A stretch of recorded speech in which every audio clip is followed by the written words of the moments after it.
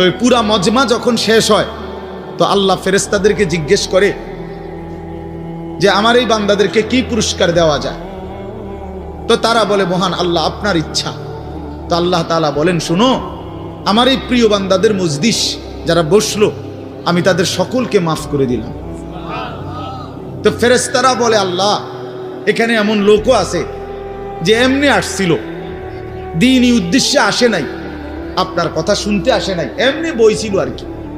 ইন্নামা জা আলি হাজাতিন, ব্যক্তিগত কোনো উদ্দেশ্যে আসছে, তাকেও মাফ করে দিবেন। তখন আল্লাহ তাআলা বলেন হাদিসে কুদসি, হুমুল কওমু লা ইয়াশকা বিহিম জালিসুহুম, এই শব্দটা বুঝাইতে চাই।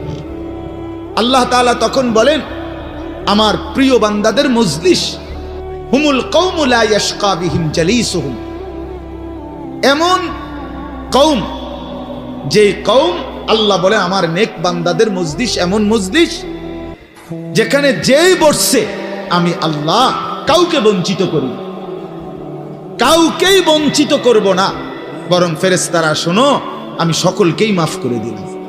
তাহলে এইখানে কথাটা কি, যে জালিসুহুম, আমার নেক বান্দাদের সাথে যারা বসছে আমি সকলকে মাফ করে দিলাম। তাহলে বোঝা গেল বসার গুরুত্বটা আলাদা। এই এতগুলো কথা বলার পরে আর আমার পক্ষে আর কিছু বলার নাই এই বিষয়ে। কোরআন সুন্নাহর আলোকে বললাম। এরপরে কোনো বদনসিব যদি নাই বসে তার কি করার আছে, তার কি মাথার বাড়ি দেওয়া যাবে? কথা বুঝছেন? কাজেই এরপরে কোনো দুর্ভাগা না বসলে ঠিক আছে। ইসরাফিলের ফু যেদিন দিবে সেদিনও বহু মানুষ গাফেল থাকবে।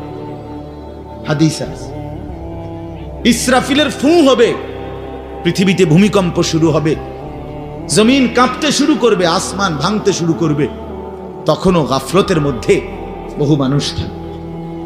এই অবস্থাতেই মৃত্যু হবে, এই অবস্থাতেই হাসর হবে। কাজেই গাফেল থাকবেই, গাফেল থাকবেই। এই জন্য আল্লাহ তাআলা আমাদের প্রত্যেককে আল্লাহর কথা, কোরআন সুন্নাহর কথা মনোযোগ দিয়ে আন্তরিকতা নিয়ে শুনবার তৌফিক দান করেন। এবার আর একটা কথা, ছোট্ট কথা, সেটা হলো ভাই মেহেরবানি করে প্রত্যেকে এই যাদের হাতে মোবাইল, এই হাতে ধরা এই মোবাইলগুলো নামায় ফেলো। আল্লাহর ওয়াস্তে আমার এই কথাটা রাখো, ভালো হবে। আমি তোমাদের কল্যাণের জন্য বললাম। আল্লাহর ওয়াস্তে এই হাতের মোবাইলটা অল্প একটু সময়ের জন্য আমি অনুরোধ করলাম, এটা নামাইয়া এটা বন্ধ করে দাও। এমনি শুনো, চেহারার দিকে